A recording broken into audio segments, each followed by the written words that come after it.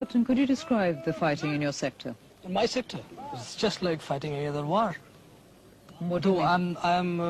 I know you are convinced, or probably you foreigners especially, you have been hearing a lot of news and propaganda by the Pakistan radio that it's just a border skirmish. But yesterday you have seen, you went with myself and you saw this 5mm howitzer, 25-pounder and 120mm mortars. They are all landing. In border skirmish you don't have that. And probably with that telescopic lens you might have seen some Pakistani troops also. They are bunkers deployed. And we are fighting irregular warfare. How can you call it a border skirmish? And I wish you go back and you explain to people this is a full-fledged war. And we are just holding in this base and we go and we play hell into them. I go inside, right inside, I go behind them, I go on their side, I go anywhere I feel like. I kill them. Captain, it's now 3 months since the fighting started. Yes. You've been existing on the ammunition and the weapons you brought out with you. How much longer can this continue? Well, it will continue as long as we have the resources and as long as we carry on capturing their ammunition. And of course we expect that some country will come to our aid. At least you have come, you have seen how the fighting is going on. Well, if somebody comes to our aid, only thing that we need is arms and ammunition. Arms we have to maintain them, but we need some heavy weapons and ammunition. If that is the thing we get, then there is no problem, we can continue fighting.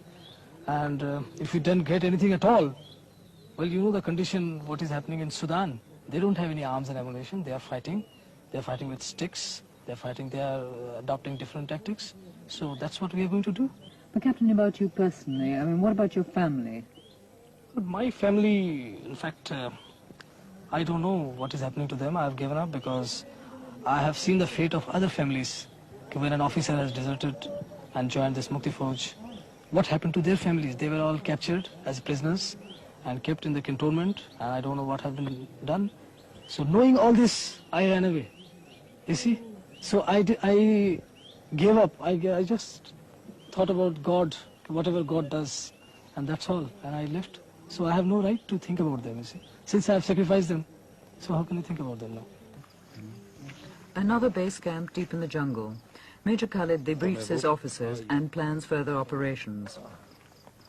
As most refugees from the war are Hindu and the West Pakistan Army is Muslim, there is a danger that people might think that this is a religious war.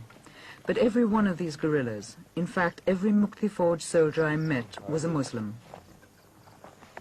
But the only thing which I am worried about, that is the protraction of this war, you know.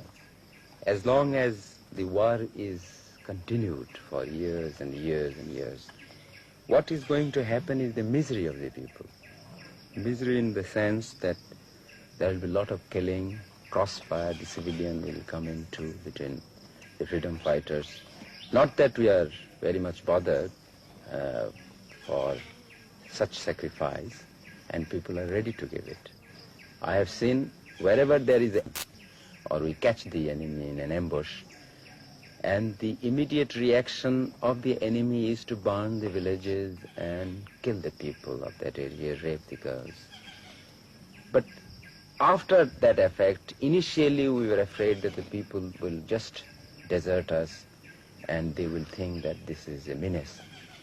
But to the contrary, I have found out that they still want that we should go in action, even if they have to sacrifice everything.